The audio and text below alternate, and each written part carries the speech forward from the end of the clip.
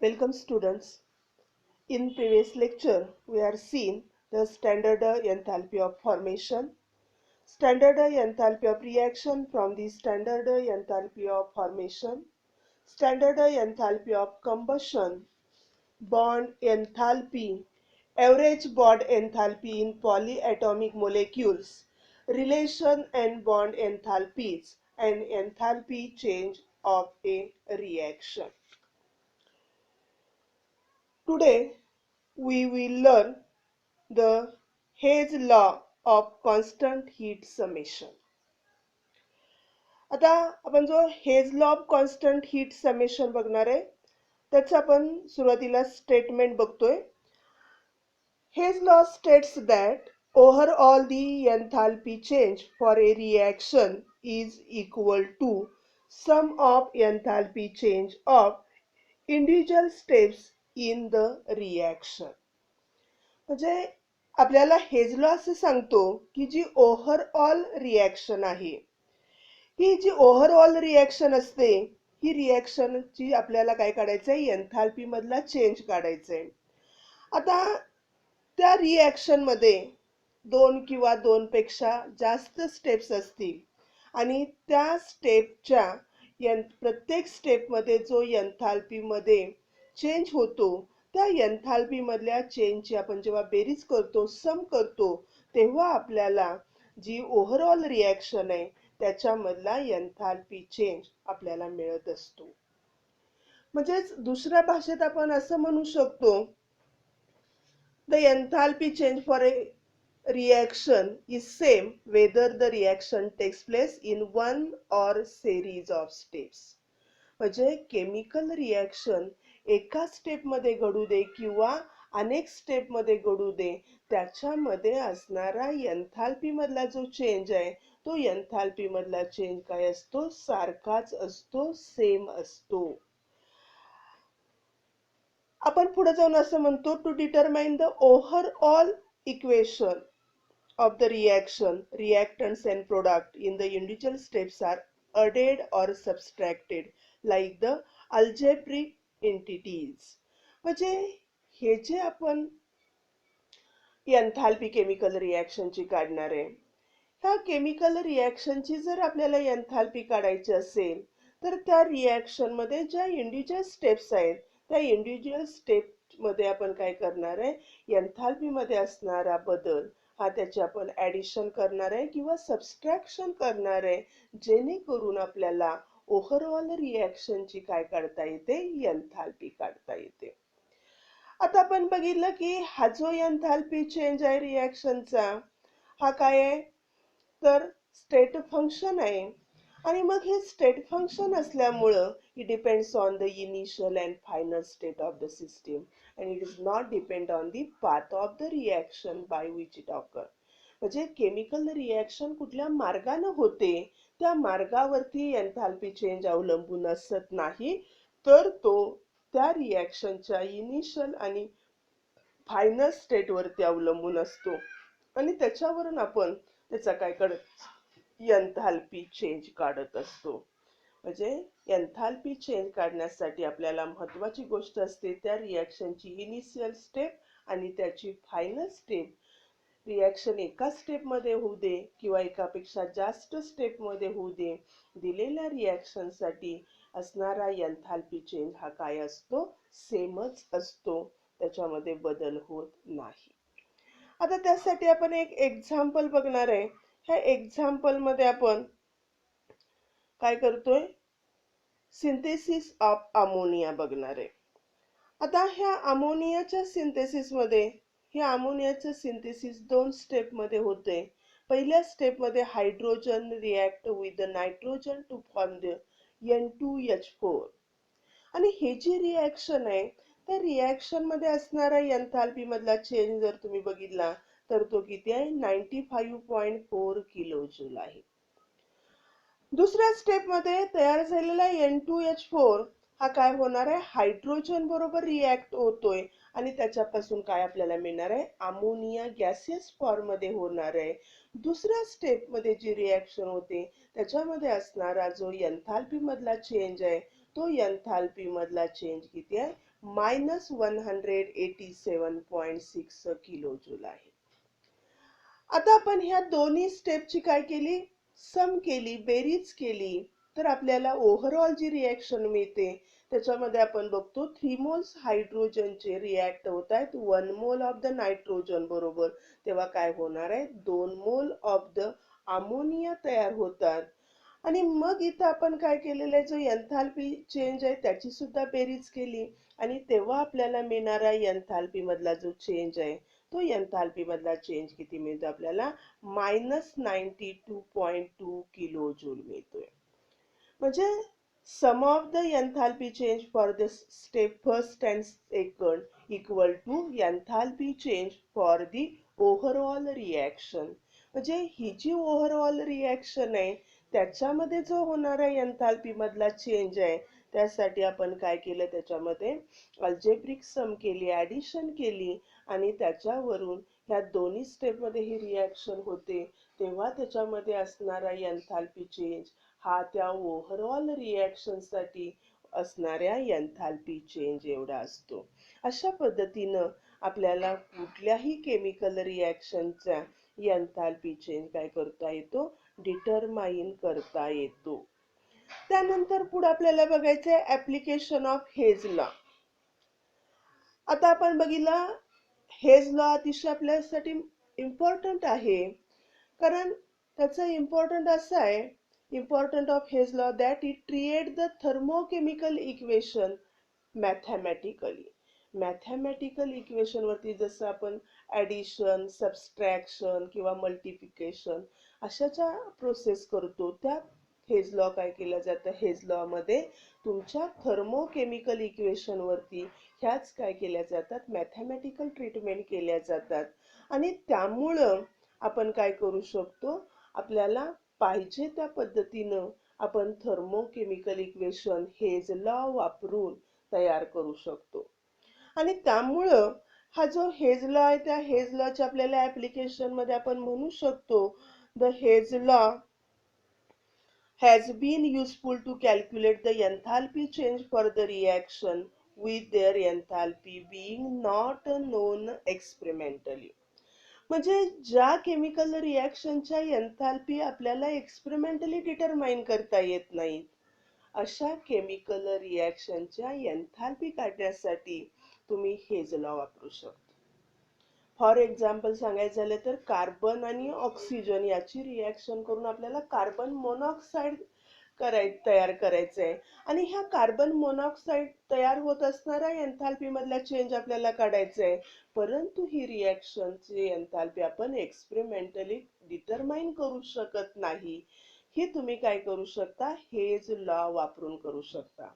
कारण कार्बन आणि ऑक्सिजनची जेव्हा रिॲक्शन होते आपण कार्बन मोनॉक्साईड तयार करणार आहे त्याबरोबर कार्बन डायऑक्साईड सुद्धा तयार होतो आणि त्यामुळे आपल्याला हे काय काढता येत नाही, ह्या रिॲक्शनची एन्थाल्पी काढता येत नाही, ती तुम्ही हेज लॉ वापरून काढू शकता. त्याचबरोबर आपण पाठीमागं बघितलं की जेव्हा आपण एखादं कंपाऊंड त्याच्या इलेमेंट पासून तयार करतोय, फॉर एक्झाम्पल आपण घेतलं होतं फॉर्मेशन ऑफ द मिथेन, त्यासाठी तुम्ही कार्बन ग्राफाइट फॉर्म मध्ये घेतला, हायड्रोजन गॅस घेतला आणि तुम्ही काय करू शकत नाही, लॅबोरेटरीमध्ये मिथेन गॅस तयार करू शकत नाही. याची सुद्धा तुम्ही एन्थाल्पी चेंज हा तुम्ही काय काढू शकता, हेज लॉ वापरून काढू शकता. किंवा असे अनेक कंपाऊंड आहेत, the enthalpy of the formation of any compound from its element can be calculated by using His law. काही combustion reaction आहेत त्याची सुद्धा एन्थाल्पी चेंज तुम्ही काय करू शकता, हेज लॉ वापरून करू शकता. अशा पद्धतीनं हेज लॉचं हे जे ऍप्लिकेशन आहे हे हेज लॉचं ऍप्लिकेशन अतिशय महत्वाचं आहे. त्यानंतर पुढे जाऊन आपण पुढचा पॉइंट बघणार आहे, that is the spontaneous process. त्यालाच आपण इरिव्हर्सिबल प्रोसेस असं म्हणतो. आता स्पॉन्टॅनियस प्रोसेसच्या बाबतीत बघायचं झालं तर आपण म्हणतो a chemist was always want to know whether the reactants will react spontaneously to produce the product of the reaction under given set of condition. म्हणजे केमिस्टला असं वाटतं की बाबा दिलेल्या केमिकल रिॲक्शनच्या कंडिशनला तुमचे रिॲक्ट आणि रिॲक्ट होऊन त्याच्यापासून प्रोडक्ट तयार होणार आहे का नाही, हे जर आपल्याला पाहिजे असेल, ह्याची जर आपल्याला माहिती पाहिजे असेल, तर त्यासाठी आपल्याला थर्मोडायनॅमिक्सचा स्टडी महत्वाचा आहे. कारण थर्मोडायनॅमिक आपल्याला अलाव करतं to predict whether or not the chemical reaction will occur under the given set of the condition. आणि मग अशा ज्या रिॲक्शन असतात, the reaction that occur under the specific set of condition is a spontaneous reaction. आणि अशा रिॲक्शनला काय म्हणलं जातं, स्पॉन्टेनियस रिॲक्शन असं म्हणतो आपण. The spontaneous reaction has a natural tendency to occur and does not require any external influence. म्हणजे त्याला कुठलाही काय लागत नाही, फोर्स लागत नाही, त्या नॅचरली घडून येतात. अशा ज्या प्रोसेसेस असतात त्या प्रोसेसेसला आपण काय म्हणत असतो, नॅचरल प्रोसेसेस किंवा त्याला आपण स्पॉन्टेनियस प्रोसेसेस, उत्स्फूर्त आपण प्रोसेस किंवा म्हणत असतो. आणि म्हणून असं म्हणलं जातं, spontaneous process has a natural tendency to occur. त्यांची नॅचरल टेंडन्सी असते तयार होण्याची. And do not require any external influence for their occurrence. आणि त्या प्रोसेसेस होण्यासाठी तुम्हाला कुठलाही एक्सटर्नल इन्फ्लुएन्स अप्लाइड करावा लागत नाही किंवा त्याच्यावरती कुठलंही एक्सटर्नल फोर्स, प्रेशर तुम्हाला वापरावं लागत नाही. त्या स्वतः प्रोसेसेस होत असतात. अशा प्रोसेसला आपण काय म्हणत असतो, स्पॉन्टेनियस प्रोसेसेस असं म्हणतो. फॉर एक्झाम्पल तुम्हाला सांगता येईल, water always flow from higher level to lower level. म्हणजे वॉटरचा फ्लो नेहमी हायर लेवल कडून लोअर लेवल कडे होत असतो, but never flow of its own from lower to higher level. म्हणजे पाणी नेहमी हाय लेवल कडून लो लेवल फ्लो होत असतं, परंतु लो लेवल कडून हायर लेवलला वॉटर कधीही फ्लो होत नाही. आणि जर असं करायचं असेल तर तुम्हाला काय लावावं लागतं, पंप जोडावा लागतो. म्हणजे त्याच्यावरती एक्सटर्नल प्रेशर लावायला लागतं, तरच त्याचं काय होते, बॅकवर्ड प्रोसेस पॉसिबल आहे. अदरवाईज त्याचा फ्लो काय होणार आहे, हायर लेवल कडून लोअर लेवल कडेच होणार आहे, लोअर लेवल कडून हायर लेवल कडे होणार नाही. त्याचबरोबर तुम्हाला माहित, heat always flow from the hotter body to colder body. म्हणजे हीट काय करते, हॉट टेम्परेचर कडून किंवा हायर टेम्परेचर कडून लोअर टेम्परेचर हीटचा फ्लो होत असतो. अपोजिट डायरेक्शनला त्याचा फ्लो होत नाही. किंवा तुम्ही एक्झाम्पल घेऊ शकता, NaOH घेतला आणि HCl घेतलं, हे दोन सोल्युशन घेतली आणि ती तुम्ही मिक्स केली. जेव्हा तुम्ही इमिजिएटली ते मिक्स करताय, कंबाईन करताय, त्याच्यामध्ये रिॲक्शन होते आणि त्याच्यापासून तुम्हाला NaCl आणि वॉटर होतं. ही जी रिॲक्शन आहे ही स्पॉन्टेनियस प्रोसेस होते, स्पॉन्टेनियस रिॲक्शन होते आणि त्याच्यामध्ये NaCl आणि वॉटर तयार होते. आता जेव्हा इथं NaCl आणि वॉटर तयार होणार आहे तेव्हा ती रिॲक्शन स्टॉप होणार आहे, परंतु त्याच्यामध्ये तयार झालेले NaCl वॉटरमध्ये डिझॉल्व्ह होऊन परत त्याच्यापासून NaOH आणि HCl तयार होत नाही. म्हणजे अशा पद्धतीनं ह्या ज्या प्रोसेसेस आहेत की ज्या नॅचरली होतात, त्याला कुठलाही एक्सटर्नल फोर्स अप्लाय करावा लागत नाही, अशा प्रोसेसला काय म्हणलं जातं, स्पॉन्टेनियस प्रोसेसेस असं म्हणलं जातं. फॉर एक्झाम्पल आपण आईस घेतलं, ice melt spontaneously about 0°C. 0°C वरती आईचं काय होत असतं, स्पॉन्टेनियसली मेल्टिंग होत असतं.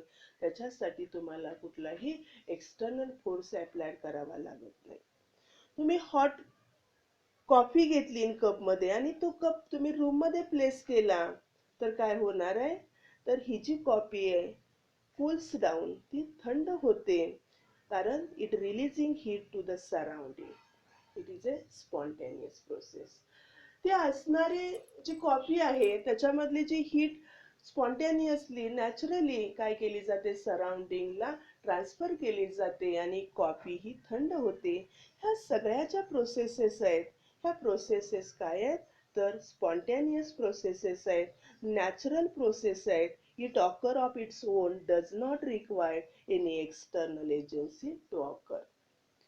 त्याचबरोबर ह्या प्रोसेसेस काय होतात प्रोसीड इन वन डायरेक्शन, ह्या एकाच डायरेक्शन मध्ये प्रोसीड होत आहेत.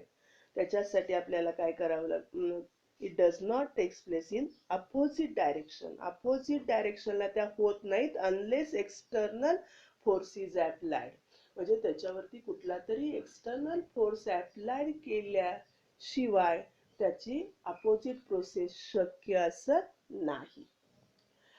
आता असणाऱ्या स्पॉन्टेनियस प्रोसेस ह्या स्लो असू शकतात, काही वेळेला त्या रॅपिड असू शकतात. आपल्याला त्याच्या रेटशी आपण काही कन्सर्न होत नाही, रेटचा आपल्याला तिथं विचार करायचा नाही. ह्या ज्या प्रोसेसेस आहेत ह्या प्रोसेस स्पॉन्टेनियसली कुठेपर्यंत चालू शकतात, the processes continue till the equilibrium is reached. म्हणजे ह्या सगळ्या स्पॉन्टेनियस प्रोसेसचा शेवट कुठं होतो, इक्विलिब्रियम मध्ये होतो. जेव्हा त्याच्यामध्ये इक्विलिब्रियमची स्टेप येते तेव्हा ती प्रोसेस स्टॉप होते. जर तुम्ही मेटल घेतला, मेटलच्या एका एंडला तुम्ही हीट केलं, दुसरा एंड त्याचा कूल एंड आहे. आता त्याच्यामध्ये तुम्ही बघितलं हीटचा काय होणार आहे, सप्लाय होणार आहे from the hotter end to colder end. आता तुम्ही काय केलं, हीटिंग स्टॉप केलं तर हीट आहे ती हीट फ्लो होणार आहे. कधी कुठेपर्यंत फ्लो होणार आहे, जेव्हा जो कोल्ड एंड आहे त्याची असणारी हीट ही हॉट एंड एवढी झाली, टेम्परेचर दोन्हीचं सारखं झालं, तेव्हा काय होणार आहे, हे फ्लो ऑफ हीट काय होणार आहे, स्टॉप होणार आहे. आणि तिथं काय आलेली असेल, इक्विलिब्रियमची स्टेट आलेली असते. याचाच अर्थ तुम्ही सांगू शकता, the spontaneous natural processes tend to occur in a direction that lead to the equilibrium. आणि सगळ्या ज्या स्पॉन्टेनियस प्रोसेस आहेत त्या स्पॉन्टेनियस प्रोसेसचा शेवट कशामध्ये होतो तर इक्विलिब्रियम मध्ये होतो, आणि तेव्हाच ती प्रोसेस काय होते, स्टॉप होत असते. आता त्याच्यानंतर आपल्याला पुढचा पॉइंट बघायचा आहे, एनर्जी अँड स्पॉन्टेनिटी. आता एनर्जी आणि स्पॉन्टेनिटी मध्ये काय रिलेशन आहे हे बघण्यासाठी आपल्याला माहित आहे, required for the chemical reaction to takes place spontaneously is that the product of reaction must be more stable than the reactant. एखादी केमिकल रिएक्शन स्पॉन्टेनियसली घडून येते आपण कधी म्हणणार आहे की जेव्हा त्याच्यामध्ये असणारं रिएक्टंट आहे त्याचं कन्व्हर्जन प्रोडक्ट मध्ये होतं, तेव्हा आपण म्हणतो की ती केमिकल रिएक्शन स्पॉन्टेनियसली घडून येते. आणि मग आपल्याला एनर्जी आणि स्टॅबिलिटी मधलं रिलेशन माहित आहे. Stability of the substance is determined bye it's energy, and the substance having more energy is less stable, and the substance which has the low energy is more stable. आपल्याला stability आणि energy मधलं relation माहित आहे की ज्याच्यामध्ये जास्त energy असते तो लेस स्टेबल असतो, आणि ज्याच्यामध्ये मोर एनर्जी असते तो लेस स्टेबल, आणि ज्याच्यामध्ये लेस एनर्जी तो मोर स्टेबल.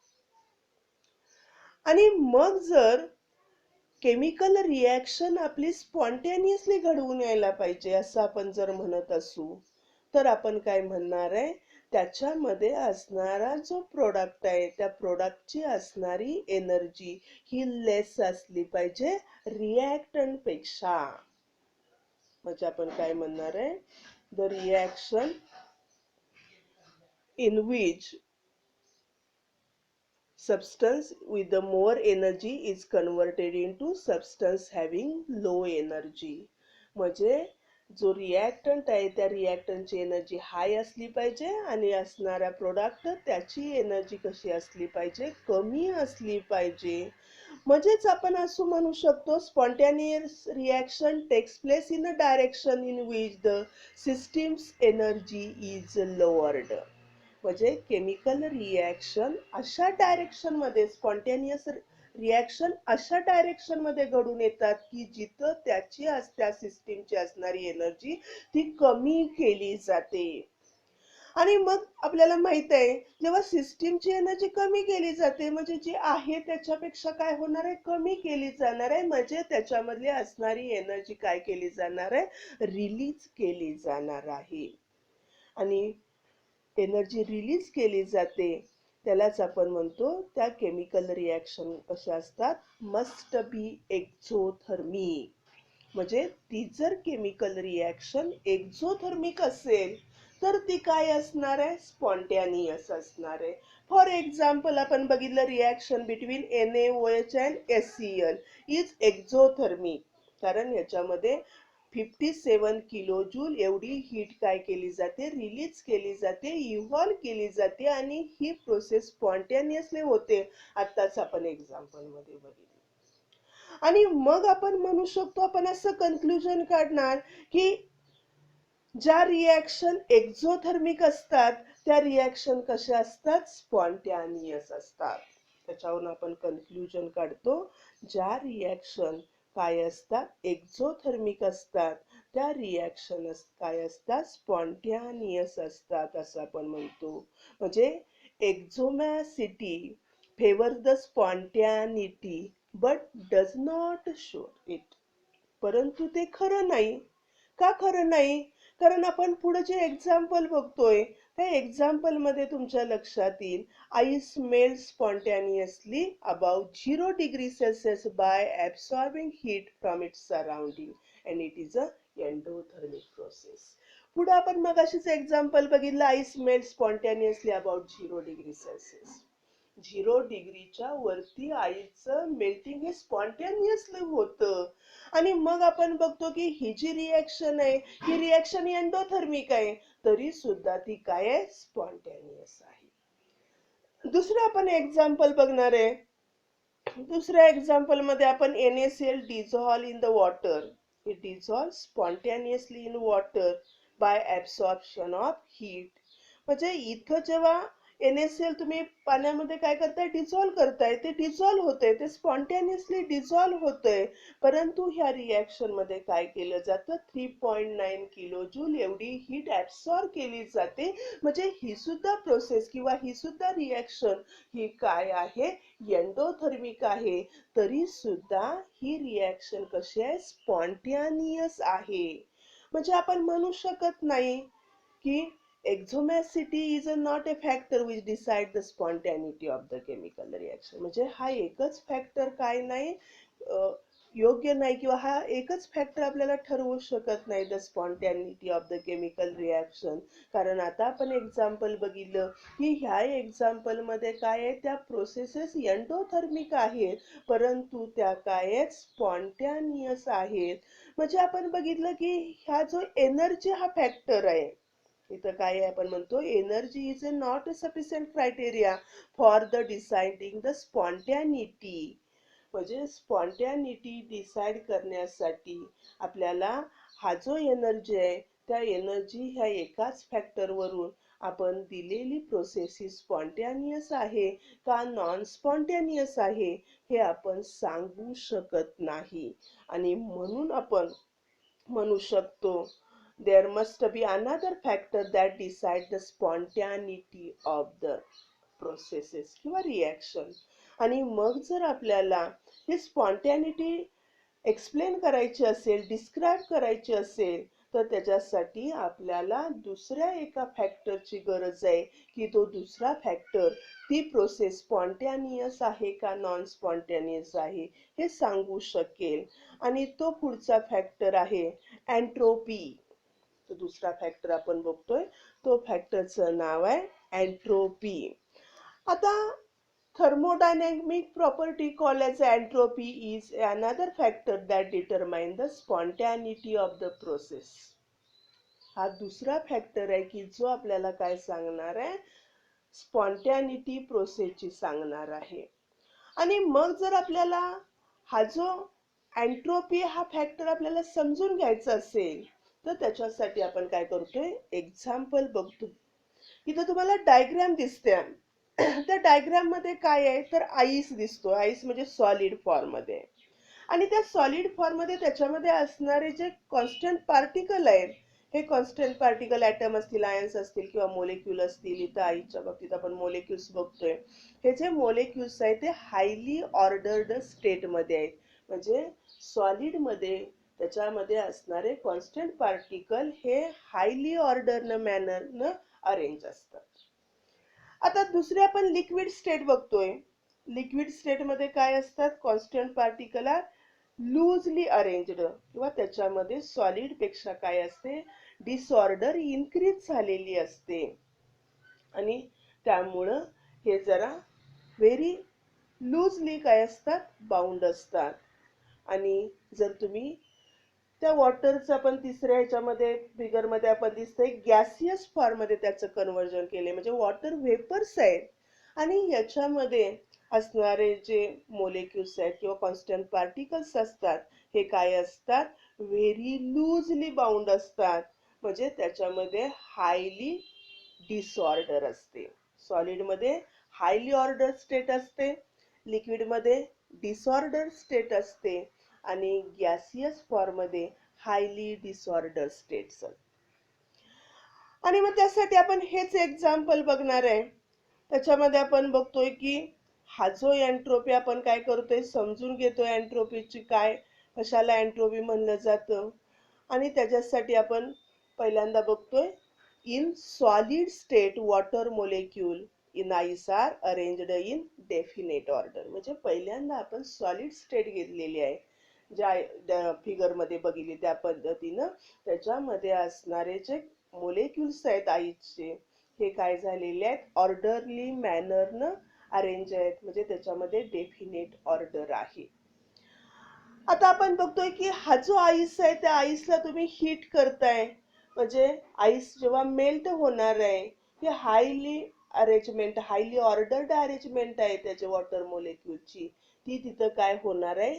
जेव्हा वॉटर मेल्ट होतोय त्याचं लिक्विड फॉर्म मध्ये कन्व्हर्जन केलं जातंय तेव्हा ते काय होतात? मोलेक्युल्स मधली ऑर्डर आहे जी ऑर्डरली अरेंजमेंट ही कोलॅप्स होते आणि हे जे मोलेक्युल्स फ्री बनतात लिक्विड स्टेप मध्ये आणि लिक्विड स्टेप मध्ये इथं हे मोलेक्युल फ्री झाल्यामुळं ऑर्डर्ड स्टेट आहे ती बिकम मोर डिसऑर्डर आणि त्याच्यामध्ये काय येते? डिसऑर्डर येते.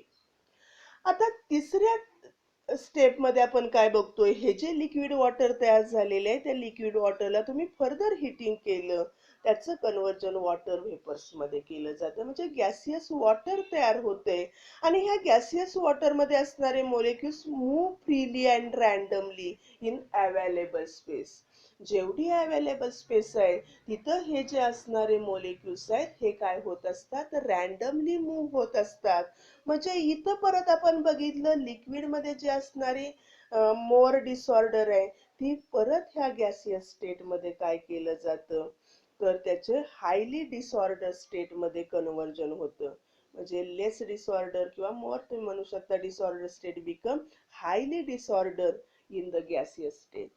म्हणजे अशा पद्धतीनं हे जे वॉटर आहे ह्या वॉटरचा आईस पासून आपण लिक्विड वॉटर मध्ये आणि वेपर्स वॉटर मध्ये जेव्हा कन्व्हर्जन करतोय तेव्हा त्याच्यामध्ये असणारे जे डिसऑर्डर आहे आणि रॅन्डमनेस आहे तो रॅन्डमनेस काय होतोय? इन्क्रीज होतोय आणि disorder or randomness is measure by the entropy.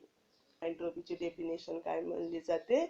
The entropy is a measure of disorder or randomness of the substance. दिलेला तुमच्या सबस्टन्सचा रॅन्डमनेस किंवा डिसऑर्डर मेजर करण्यासाठी जी टर्म वापरली जाते त्या टर्मलाच काय म्हणलं जातं? एंट्रोपी असं म्हणलं जातं. त्यालाच काय म्हणलं जातं? एंट्रोपी असं म्हणलं जातं. आणि ही जी एंट्रोपी आहे it is denoted by the letter S. Capital S या लेटरनं ती डिनोट केली जाते. म्हणजे molecular disorder or randomness is determined by किंवा measure by thermodynamic property called as entropy. त्यालाच आपण काय म्हणतो? एंट्रोपी म्हणतो आणि त्याच्यासाठी आपण एस लेटर वापरतो. आणि मग आपण ही एंट्रोपी मेजर करत असेल तर तुम्ही म्हणणार आहे greater the disorder of the system. जर तुमच्या सिस्टीम मध्ये जास्तीत जास्त डिसऑर्डर असेल तर त्याची काय असणार आहे, एंट्रोपी सुद्धा लार्ज असणार आहे. त्याची असणारी एंट्रोपी लार्ज असणार आहे. आणि जर त्याच्यामध्ये असणारा डिसऑर्डर ही कमी असेल तर त्याची असणारी एंट्रोपी काय असणार आहे, कमी असणार आहे. म्हणजे मेल्टिंग ऑफ द आईस आणि vaporisation of the liquid water, याच्यावरून आपल्याला असं लक्षात येतं डिसऑर्डर आहे ती डिसऑर्डर काय होते, इन्क्रीज होते from passing solid to liquid and liquid to gases state. म्हणजे सॉलिड मध्ये असणारी डिसऑर्डर ही काय असते, कमी असते, म्हणजे त्याची एंट्रोपी कमी असते. लिक्विड स्टेट मध्ये डिसऑर्डर वाढते म्हणजे त्याची एंट्रोपी वाढते. आणि गॅसियस स्टेट मध्ये हायली डिसऑर्डर असते म्हणजे त्याची एंट्रोपी काय असते, जास्त असते. आणि मग अशा पद्धतीनं तुम्ही काय काढू शकता, चेंज इन एंट्रोपी काढू शकता. Change in entropy delta S काढू शकता. आणि मग आपण ह्या दोन प्रोसेसेस बघितलेल्या आहेत, त्याच्यामध्ये आपण बघितलं की जेव्हा काय होतंय, आईसचं कन्व्हर्जन हे लिक्विड वॉटर मध्ये होते तेव्हा तिथं काय होणार आहे, त्याची असणारी एंट्रोपी इन्क्रीज होते. त्याचबरोबर आपण दुसरी प्रोसेस बघितली, जे लिक्विड वॉटर आहे त्याचं कन्व्हर्जन आपण काय करतोय, वॉटर वेपर्स मध्ये करतोय, तेव्हा सुद्धा त्या प्रोसेस मध्ये एंट्रोपी इन्क्रीज होते. म्हणजे ह्या दोन्ही स्टेप मध्ये इनिशियल एंट्रोपी पेक्षा फायनल एंट्रोपीची व्हॅल्यू जास्त आहे. म्हणून in this processes entropy chain delta S is greater than 0. आणि ह्या प्रोसेस मध्ये तुमच्या लक्षात येईल की याच्यामध्ये असणारा एंट्रोपी मधला जो चेंज आहे तो एंट्रोपी मधला चेंज हा काय आहे, 0 पेक्षा जास्त आहे. तेव्हा आपण म्हणू शकतो डेल्टा एस ची व्हॅल्यू काय असणार आहे, पॉझिटिव्ह असणार आहे. डेल्टा एस ची व्हॅल्यू काय असणार आहे, पॉझिटिव्ह असणार आहे. आणि मग आपण बघू शकतो की आपल्याला एखाद्या एक्झाम्पल वरून तुम्ही सांगू शकता डेल्टा एस त्याच्यामधला काय आहे, पॉझिटिव्ह आहे का निगेटिव्ह आहे. आणि आपण पुढचं त्यासाठी एक्झाम्पल बघतोय, dissolution of solid I2 in water. Iodine आपण काय करतोय, सॉलिड फॉर्म मध्ये घेणार आहे आणि तो वॉटर मध्ये डिझॉल्व करणार आहे. आता सॉलिड फॉर्म मध्ये आयोडीन आहे आणि तो आपण वॉटर मध्ये डिझॉल्व करतोय, सॉलिड स्टेट मध्ये त्याच्यामध्ये हायली ऑर्डर स्टेट आहे. वॉटर मध्ये डिझॉल्व केले जाते, त्याच्यातले असणारे जे मोलेक्युल्स आहेत, जे ॲटम्स आहेत आयोडीनचे, ते काय होणार आहे, सेपरेट होणार आहेत. आणि तिथं काय येणार आहे, डिसऑर्डर स्टेट येणार आहे. अशा पद्धतीनं इथं जेव्हा काय होतंय, आपण आयोडीन सॉलिड फॉर्म मधला वॉटर फॉर्म मध्ये त्याचं सोल्युशन करते वॉटर मध्ये डिझॉल्व करून, इतर काय होते, डिसऑर्डर ही इन्क्रीज होते. म्हणजे फायनल एंट्रोपी ही जास्त असणार आहे इनिशियल एंट्रोपी पेक्षा.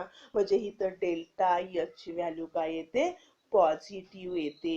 इथं असणारी डेल्टा एच ची व्हॅल्यू पॉझिटिव्ह येते, कारण इथं असणारा रॅन्डमनेस सुरुवातीपेक्षा नंतरच्या स्टेप मध्ये हा काय झालेला आहे, इन्क्रीज झालेले आहे. आणि त्यामुळे डेल्टा एस पॉझिटिव्ह आहे. दुसरं आपण एक्झाम्पल बघतोय, that is the dissociation of hydrogen molecule into atoms. आपण एक हायड्रोजनचा मोलेक्यूल घेतलाय आणि त्याचं डिसोसिएशन करतोय, तो ब्रेक करताय आणि त्याचं कन्व्हर्जन तुम्ही हायड्रोजन ॲटम मध्ये करताय. आता ही जी रिॲक्शन आहे याच्यामध्ये पहिल्यांदा एक मोलेक्यूल आहे, it is converted into 2 atoms. म्हणजे त्याचं कन्व्हर्जन परत काय झालं, 2 ॲटम मध्ये झालं. म्हणजे सुरुवातीला तुम्ही बघणार आहे की तिथं लार्ज काय असणार आहे, ऑर्डर असणार आहे. आणि त्या लार्ज ऑर्डरचं कन्व्हर्जन तुम्ही कशामध्ये करणार आहे, डिसऑर्डर मध्ये करताय. आणि मग त्यामुळं तिथं काय होणार आहे, एंट्रोपी त्याची इन्क्रीज होणार आहे इनिशियल स्टेप पेक्षा. आणि त्यामुळं इथं सुद्धा जो चेंज इन एंट्रोपी आहे तो change in entropy delta S ही काय होणार आहे, तर पॉझिटिव्ह असणार आहे. कारण एंट्रोपी काय होते, इन्क्रीज होते, डिसऑर्डर इन्क्रीज होते, म्हणजे एंट्रोपी सुद्धा इन्क्रीज होते. आणि डेल्टा एच ची व्हॅल्यू काय येते, पॉझिटिव्ह असते. आता इथं आपण बघितलं आपल्याकडे काही अशा रिॲक्शन असतील की ज्याच्यामध्ये तुम्ही काय करू शकत नाही की त्या रिॲक्शन मध्ये असणारे एंट्रोपी मधला चेंज आपण काढू शकत नाही, डिटरमाइन करू शकत नाही, किंवा डेल्टा एस हा पॉझिटिव्ह आहे का डेल्टा एस निगेटिव्ह आहे हे तुम्हाला सांगता येत नाही. आणि त्यामुळे जेव्हा असे कॉम्प्लिकेटेड केसेस असतील त्यासाठी आपल्याला काय करावं लागेल, तर ही जी एंट्रोपी आहे ती एंट्रोपी डिटरमाइन क्वांटिटेटिव्हली. आणि त्याच्यासाठी मेनी टाइम्स असं होतं, it is difficult to identify the disorder especially when one substance changes into another in the chemical reaction. Chemical reaction मध्ये अशा आपल्याला अनेक वेळ येते की जिथं आपण काय करू शकत नाही, आपल्याला डिसऑर्डर एका सबस्टन्सचं दुसऱ्या सबस्टन्स मध्ये कन्वर्जन होत असताना ही जी डिसऑर्डर आहे ही डिसऑर्डर आपल्याला डिटरमाइन करता येत नाही. आणि मग त्यावेळेला आपल्याला कशाची गरज असते, quantitative definition of the entropy. म्हणजे ही जी एंट्रोपी आहे त्या एंट्रोपीची व्हॅल्यू आपल्याला काय काढावी लागेल, तर ती क्वांटिटी मध्ये काढावी लागेल.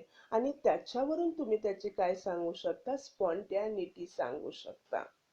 आणि मग आपल्याला ही क्वांटिटेटिव्ह डेफिनेशन ऑफ एंट्रोपी काढायचे. आपण आताच बघितलं entropy is a measure of the molecular disorder. आणि entropy change of the system is equal to amount of heat transfer. आता आपल्याला हे क्वांटिटेटिव्हली काढायचे, कारण ज्या कॉम्प्लिकेटेड प्रोसेसमध्ये किंवा कॉम्प्लिकेटेड रिॲक्शनमध्ये आपण चेंज इन एंट्रोपी काढू शकत नाही.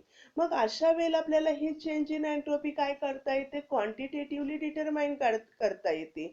आणि मग क्वांटिटेटिव्हली डिटरमाइन करण्यासाठी आपण काय करणार आहे, फॉर्म्युला बघणार आहे, इक्वेशन बघणार आहे.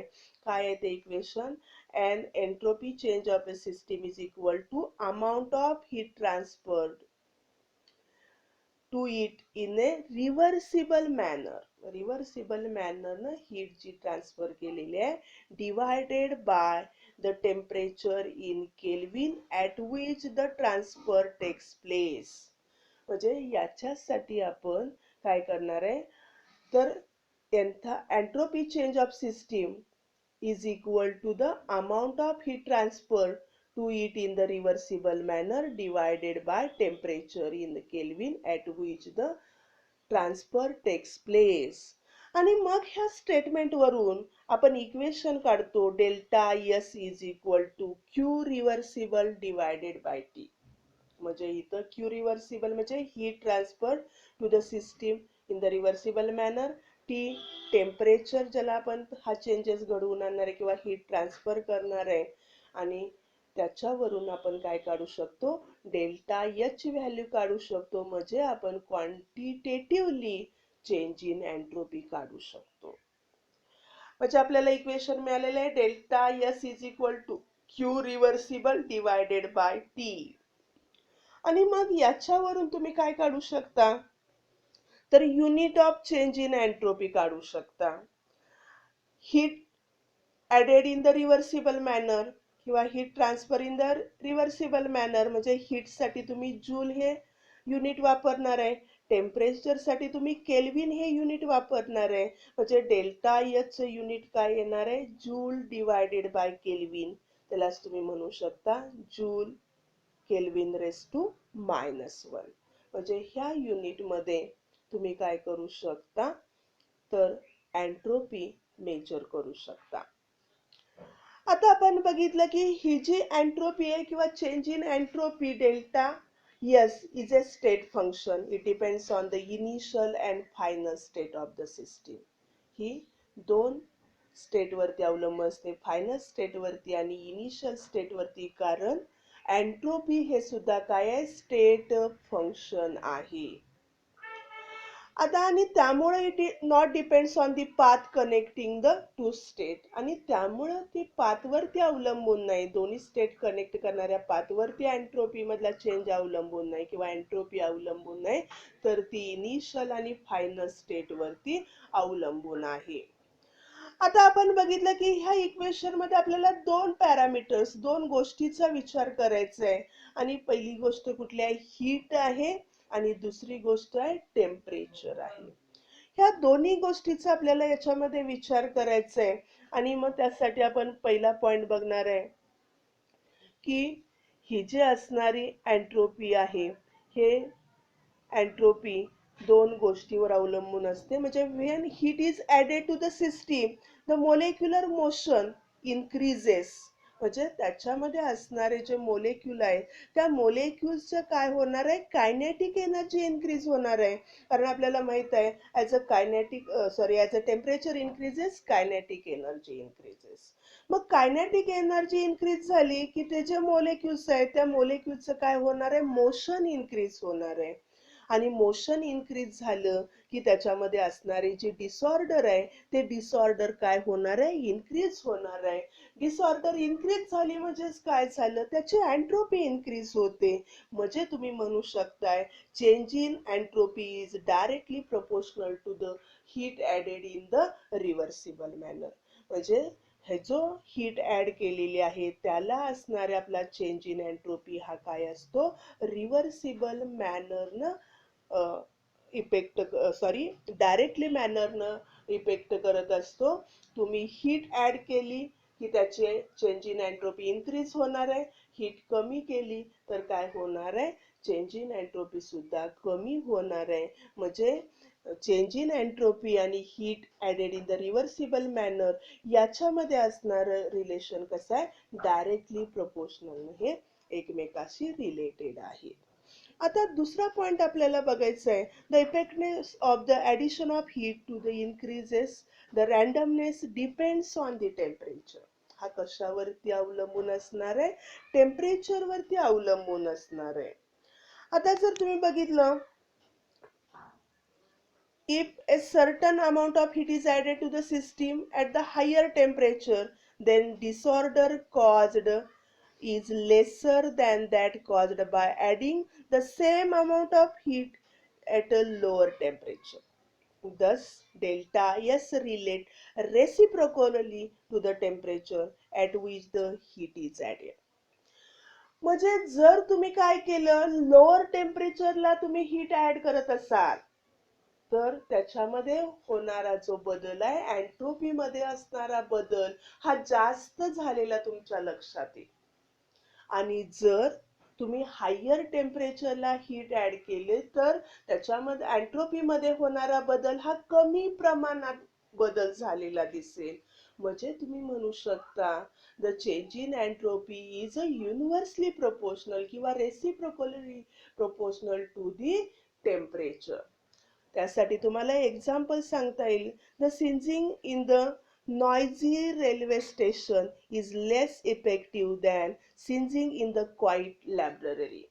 जर तुम्हाला रेल्वे स्टेशन वरती शिंक आली, आपल्याला माहित आहे रेल्वे स्टेशन मध्ये वरती खूप गर्दी असते आणि अशा गर्दीच्या ठिकाणी जर तुम्हाला शिंक आली, तिथे एवढी गर्दी असते, एवढा गोंगाट असतो की ती तुमची आलेली शिंक कुणाच्याही लक्षात येणार नाही. म्हणजे त्याचा इफेक्ट काय झाला, कमी आहे. परंतु जर तुम्हाला शांत लायब्ररीमध्ये, शांत ग्रंथालयामध्ये शिक आली तर तुमचं काय होणार आहे, सगळ्यांचं लक्ष त्याच्याकडे वेधलं जाणार आहे, कारण तिथं शांतता आहे. म्हणजे इथं तुमचा हा जो इफेक्ट आहे, जेव्हा त्या पद्धतीचाच इफेक्ट आपल्या टेम्परेचरचा आहे. जर टेम्परेचर कमी असेल तेव्हा हीट जर तुम्ही ट्रान्सफर केली तर एंट्रोपी मधला असणारा बदल काय असणार आहे, जास्त असणार आहे. म्हणजे चेंज इन एंट्रोपी तुमच्या लक्षात येण्या एवढी असेल. आणि जर हायर टेम्परेचर असेल आणि त्याला तुम्ही हीट केली, टेम्परेचर आधीच जास्त आहे म्हणजे पहिल्यांदाच एंट्रोपी जास्त आहे आणि त्याच्यामध्ये जर तुम्ही हीट ऍड केली तर त्याच्यामध्ये होणारा जो चेंज इन एंट्रोपी मधला बदल हा कसा असणार आहे, कमी असणार आहे. अशा पद्धतीनं तुम्हाला ह्या दोन्ही पॅरामीटरचा विचार करावा लागतो चेंज इन एंट्रोपी साठी. म्हणजे हे दोन फॅक्टर वरती त्याची व्हॅल्यू अवलंबून असते. म्हणजे change in entropy is directly proportional to heat added in the reversible manner and it is universally proportional to the temperature. आता आपण बघितलं इथपर्यंतचा पार्ट ह्या वर्षीच्या आपल्या सिलेबस मध्ये आहे. राहिलेला जो पुढचा पार्ट ह्या टॉपिकचा तुमच्या सिलेबस मधून ह्या वर्षीसाठी डिलीट केलेला आहे आणि त्यामुळं हा जो टॉपिक आहे इथं आपला संपलेला आहे. थँक्यू.